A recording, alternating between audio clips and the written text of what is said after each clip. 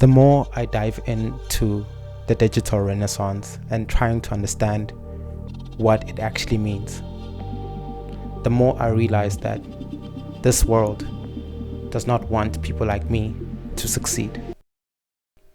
Hello, my name is Iman Gadzhi, and these are the 3 things that I learned from Iman Gadzhi. See, a lot of things that I have tried to pursue as an entrepreneur, specifically in South Africa, is that I wanted to create a community that is well put together. And in that, I decided to create my own company called Words in My Mouth Poetry. So in this organization / business, I tried to bring a lot of poets together to enjoy a particular space or platform where we share our poems and we craft conversation pertaining serious issues. And the more I dive deep into understanding what it takes to become, number 1, a leader, and number 2, a person who tries to bring an industry together, is the more I realize that this world does not want people like me to succeed. Take for instance how barrier to entry to register a business, right?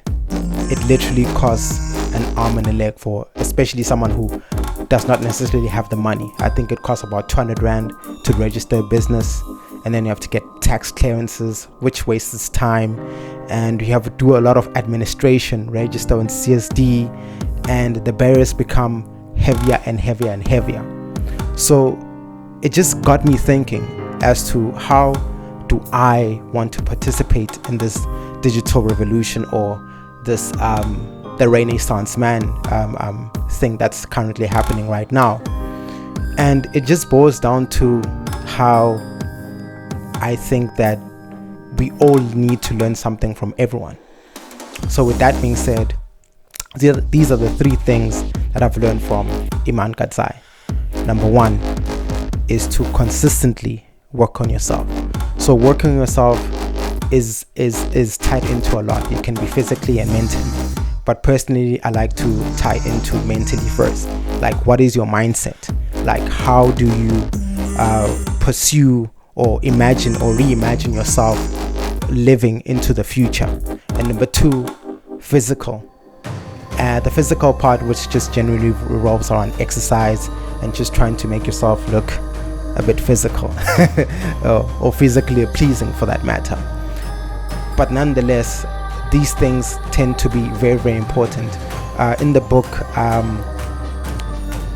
Think and Grow Rich, it talks about the desires, right? The desires that you have as a person who's participating in business, or not even business, but like, how do you see yourself? Like, you must have that innate desire in which you want to grow into it, right? So first of all, the mindset must match the desire that you have, and then subsequent to that, you must work on your physicality. The stronger you are, the mentally stronger you'll be better. And number 2 is creating a community. So in my business, as I've highlighted, I take care of plus minus 30 poets, right, who consistently come to the platform every month, and we do a fantastic poetry competition called Slam League. And in that competition, this is where I would like our community to really, really come together and just to impart in information on and ideas, as our constitution in South Africa says, right? And the thing that I realize about solidifying a community is that you tend to be part of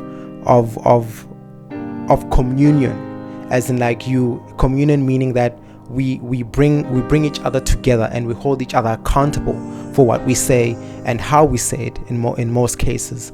So that communion is, or I would like to think, is built from the premises of love, and outside of that, the poets and including myself are able to express ourselves very freely, so whether we're having a difficult conversation or we're having a light-hearted conversation.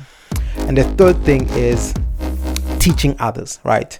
In my personal capacity, I'm a part-time lecturer. I teach at a local college, but I also like to bring in some of those concepts that I've learned in the industry, to bring them into the classroom. So usually, obviously it's work, so they ask you to build in or filter in a curriculum, right? But I like to bring in real world problems, real world industry problems into the classroom, and I like my students to actually engage with me rather than me like teaching at them. So the best way to learn is to teach. So the more I teach them, I feel like the more I'm learning as well. So these are so far the 3 things that I've like learned throughout this entire process of watching Iman's content. I'm not gonna say his surname because damn, I might pronounce it really wrong. But some of the concepts and ideas that I really like is I think he released like a 48-minute video about how you can actually participate digitally into the world, like affiliate marketing, email marketing. So there's just like an entire process in which one can participate in. However, I should say, this is me calling him out, is that when he's in South Africa, like I always try to DM him and be like, bro, like why don't you bring in like especially people from South Africa to meet up with you and actually learn from you, you know? I mean, like, well, according to your YouTube channel, you have a house in Cape Town, so I mean, I don't mean to invite myself, but I mean I'd love to like learn from you and see how we can establish a community. But I think that's just one of the things that I would say that I have a question about, you know, is that you are living in a country where there's like load shedding, and I feel like you haven't necessarily participated in the community as much.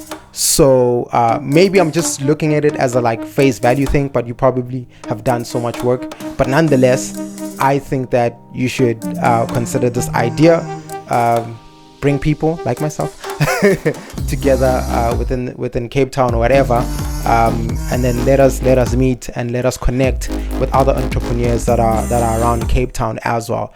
So yeah, that was just like my 3 things I learned in watching Iman's content.